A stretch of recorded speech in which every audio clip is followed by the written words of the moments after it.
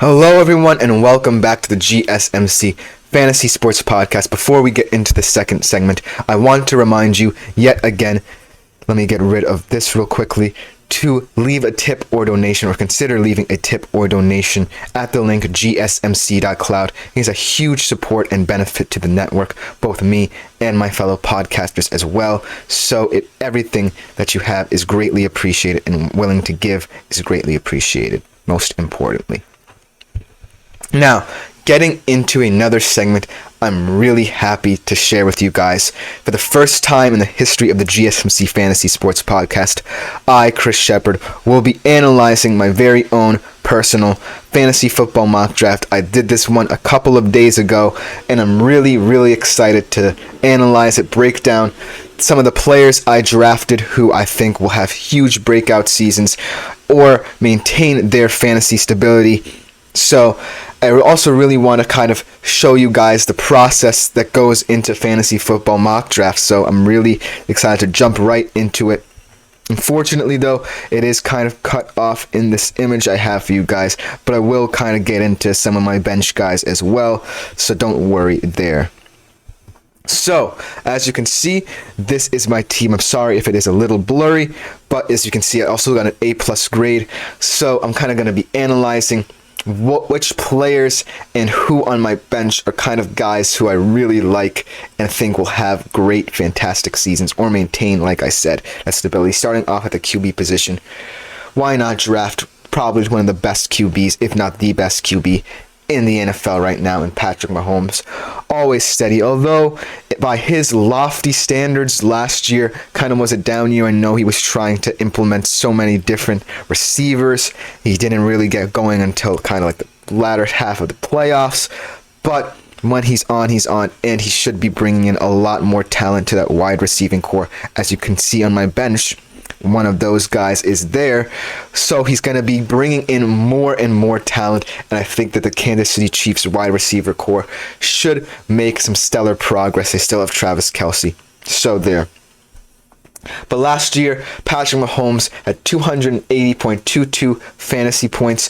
He averaged 17.5 fantasy points per game, so he's kind of right at that level that you want your fantasy QB to have.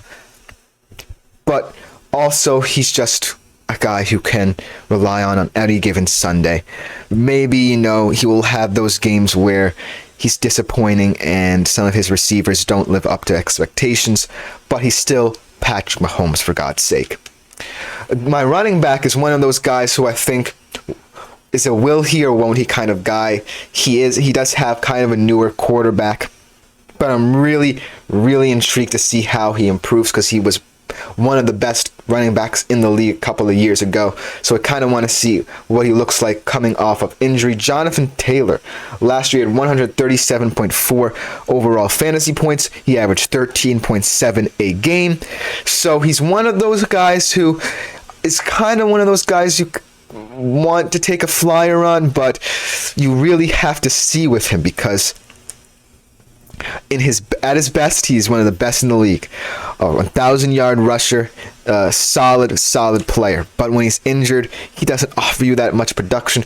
This is his first full season with Anthony Richardson, so we have to see how their partnership develops. He is one of the better receiving running backs in the league, so that's why perhaps you could take a flyer on him, but he still is one of the riskier options in my team.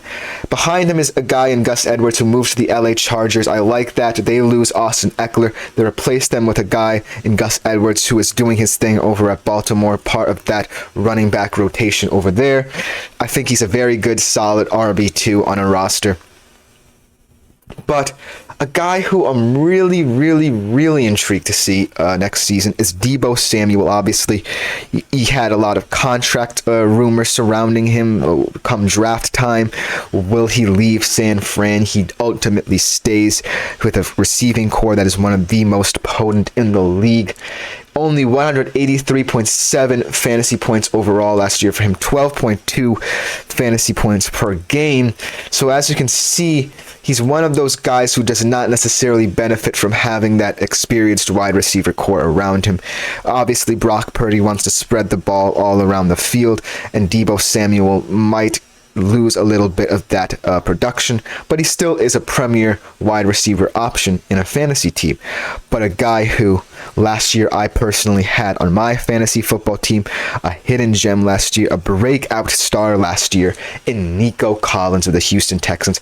I think he's going to have another very huge year with his partnership with CJ Stroud only going up from here.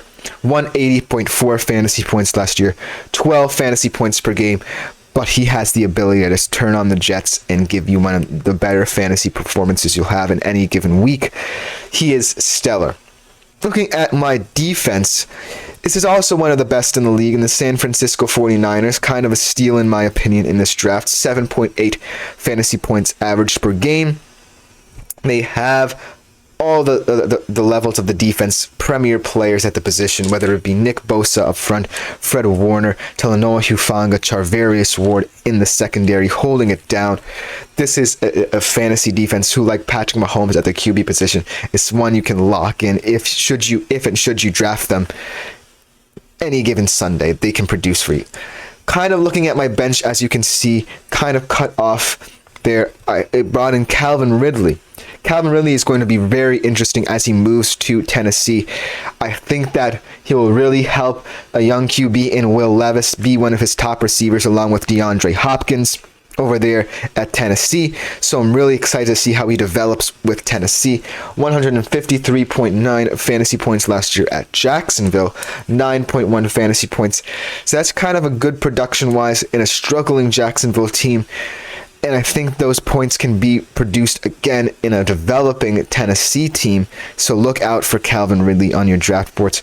Another guy who I'm really excited about, hasn't played a snap in the NFL just yet, but can be the next Tyreek Hill for the Kansas City Chiefs in my humble opinion. Xavier Worthy. I think that him and Patrick Mahomes will be one of the better QB wide receiver duos in the league come the latter half of the season. Give Xavier Worthy time to develop. He is kind of one of those gadgetry kind of guys who can return kicks, be used anywhere along the wide receiver alignment. But look for him to be one of Patrick Mahomes' go-to targets later in the year as he continues to progress in Andy Reid's system. But that should just about do it. I hope this was a fantastic segment for you guys, getting to see a fantasy football team up close, drafted in the past couple of days with a good grade and my professional analysis and my personal opinion on some of these players. Coming up next on today's show, we have some very exciting segments. We are going to go over the fantasy basketball season, recap some of the breakout stars, the best overall team in terms of fantasy, and ultimately looking at the number one overall player in that department. Should be a good one. We will be right back to discuss all that.